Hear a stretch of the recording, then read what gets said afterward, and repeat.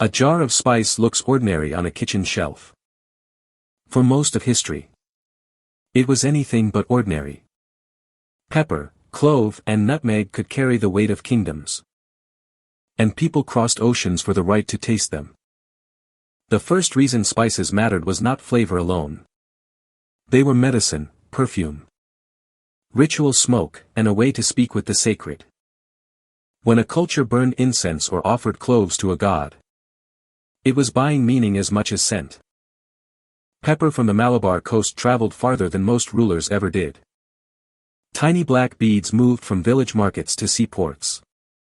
And each hand that touched them added another layer of profit, secrecy, and desire. Monsoon winds turned the Indian Ocean into a clock the ancient world had to learn to read. Sail too early, and the sea would punish you. Sail at the right moment, and the current itself became your ally. Caravans carried cinnamon, cardamom, and ginger over dust and stone.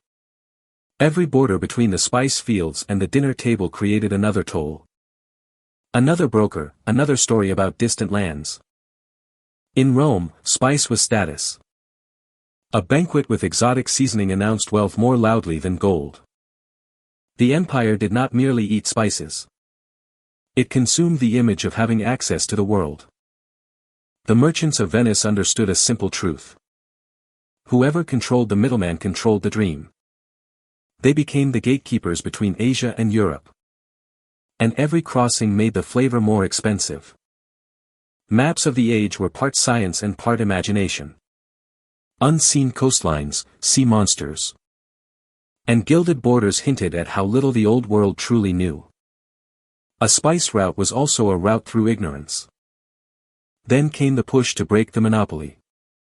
Portuguese ships rounded Africa. Not just to move cargo, but to cut through the old chains of profit.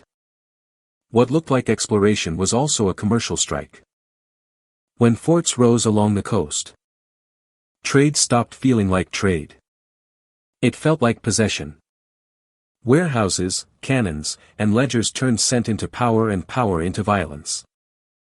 Goa, Malacca, and the island ports became places where cultures mixed, clashed, and were remade. A single dock could hold prayer, debt, and conquest in the same frame. Cloves and nutmeg came from islands so small that a map could barely do them justice. That smallness made them precious. It also made them vulnerable to men who believed value belonged to whoever held the gun. The Banda Islands show how far greed can travel.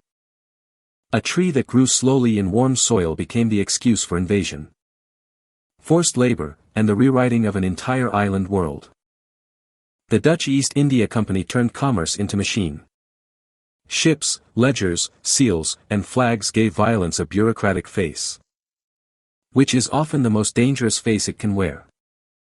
Every crate had a shadow. For every fragrant cargo, there was labor hidden behind the numbers. Often unpaid, often coerced. Always human. The ledger made the world look clean by erasing the hands that kept it moving. Spices also entered medicine, because people needed hope as much as cure. In apothecaries and kitchens, cinnamon and cloves were treated like medicine. Magic and memory all at once. Incense smoke, temple bowls, and ritual gifts made spices feel timeless. Before they were commodities, they were symbols of devotion. A way to carry breath itself toward the gods. The kitchen is where the story becomes personal. A pinch of spice can hold a family history, a migration, a festival, or a farewell. That is why flavor carries emotion so easily. As trade widened, so did appetite. What began as elite luxury slowly slipped into daily life. And what had once been a treasure became a habit. Then a shelf, then a plastic jar. Modern ports still move the same invisible dream. Containers, cranes, and contracts now do the work once done by sails and caravans. But the logic is unchanged. Distance turns into profit. Supermarket spice aisles are quiet museums of conquest. The jars look harmless. But each label points backward to fields, labor, transport, and the long memory of empire. Even now, climate and politics can decide who gets paid, who gets ignored, and which crop survives the season. The spice trade never stopped depending on weather, patience, and unequal power. Workers still harvest, sort, dry, pack, and load the crop. Their hands are the real infrastructure of flavor, though the final product often hides them behind branding and convenience. The same seed can be medicine, luxury, export, or ritual depending on who holds it. That flexibility is part of why spices became so valuable. They sat at the crossing point of body, belief, and commerce. When spice arrived in a royal court, it carried more than aroma. It announced reach, authority, and control over routes no ordinary person could see. Status was literally something you could smell. For ordinary households, spice did something gentler. It made hard days feel less hard. A warm meal can turn scarcity into ceremony. And that is its own kind of power. The world changed because people wanted taste. But taste was never only taste. It was curiosity, pride, healing, faith, and hunger folded together into one profitable desire. That is why the spice trade still feels alive. It is a story about desire that became geography, and geography that became empire, and empire that still lingers in the way we shop and eat. Look closely at a peppercorn and the scale shifts. The object is small, but the chain behind it is enormous. One tiny seed can hold monsoon winds, island forests, dockside labor, and the debts of nations. The romance of spices is real, but so is the cost. Every beautiful smell has a history, and some of those histories were written with monopoly, conquest, and silence. Yet the story is not only a warning. It is also proof that human beings will cross the world for beauty, flavor, and comfort. We are creatures who turn necessity into culture.